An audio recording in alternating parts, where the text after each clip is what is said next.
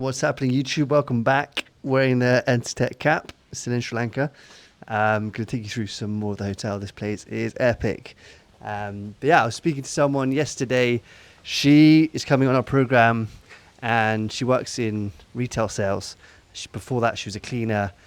She's a young mum wanting to get into the digital economy. She works for a beauty brand selling face to face.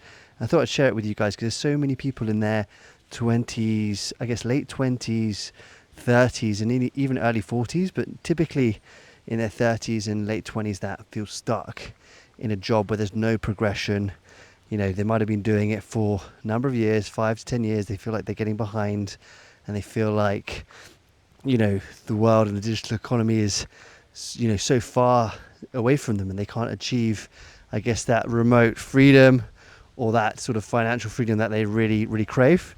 So I had a really good conversation with her. She wants to spend more time with her kids and hopefully she's going to come on the next Entertech program.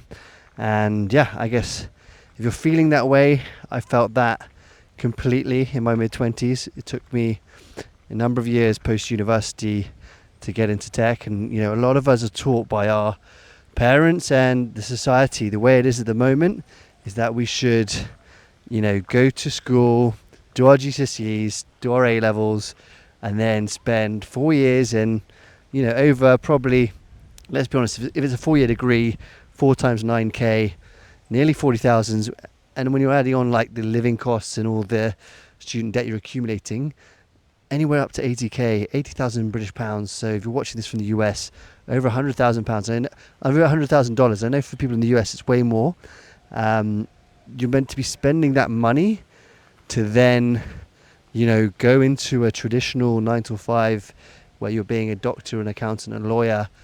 And for me, that's just crazy, right? There's so much student debt in the world at the moment. There's so much, you know, struggle in terms of like cost of living crisis in the UK. There's a lot of people that struggle to make over £45,000 a year.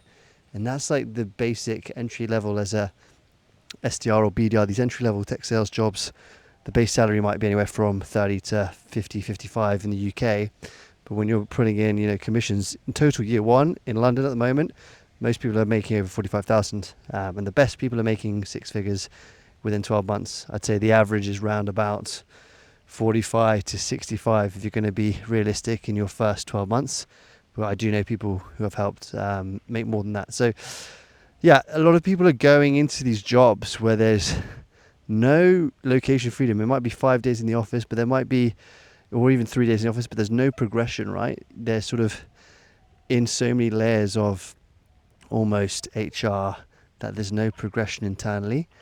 So there's no progression internally. There's no, you know, pay rises. There's no, you know, potential to earn on top of their basic salaries. And a lot of people are in jobs where AI, let's be honest, is going to automate a lot of it. All the sort of admin, paper pushing roles are going to be automated by AI in the next couple of years. So a lot of people are feeling like they're being left behind and that they can't get into tech.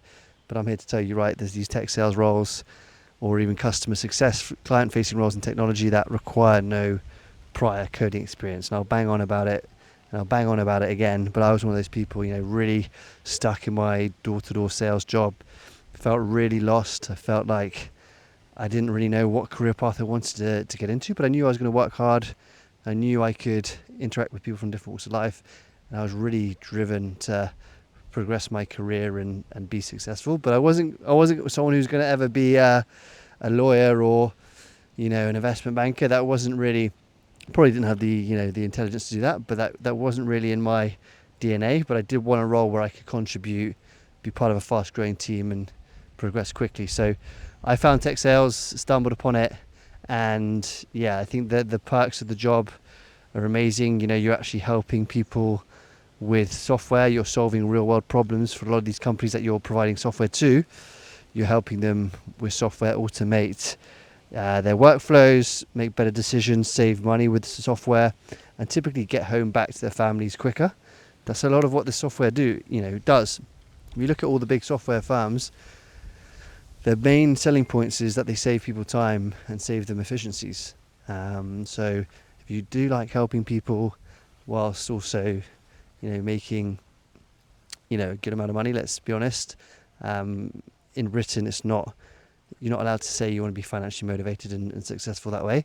But if you're financially motivated and you want to have that support and really bring value to the world, it's a great role. And you can work with different teams: marketing, product, customer success, sales. These entry-level sales roles are amazing because you can build your personal brand. If you get into these firms, you don't need any prior experience. You can get in, and then you can also develop yourself, get to know the team members you're going to be working with, prove yourself with results. You're obviously going to be selling the software, so you're going to improve your knowledge of the product, and then from there you can actually progress into a fully fledged sales role, which is normally an account executive role, where most people are earning over 6 figures as a base, multiple 6 figures as an account executive, especially enterprise account executives. Or you can stay as an SDR or move into marketing, product, even a coding role, right? But the main thing is you're in the tech industry, you're broken in, and you've also got that earning potential and knowledge of the product, which you can go anywhere in any industry, right? So yeah, it's me ranting a bit. Hope you're enjoying these videos. Have a look at this view. We're up at the water tower. I can show you guys round. These views are absolutely insane. Check that out.